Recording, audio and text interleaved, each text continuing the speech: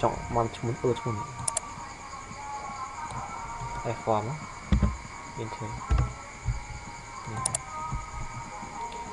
ដូចគ្នាបរិមាណសញ្ញាស្មើ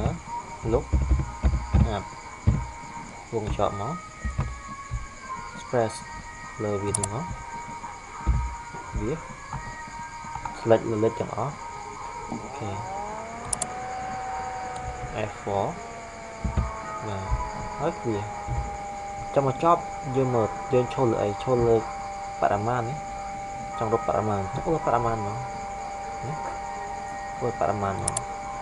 ហើយ F4 enter ដូចគ្នាណាស់នេះមិនដូចគ្នាស្មើលុបអាប់បាទលុបអាប់ចុចលើវាលេខទាំងអស់ F4 វាចុចនៅលើតម្លៃលុយចង់រក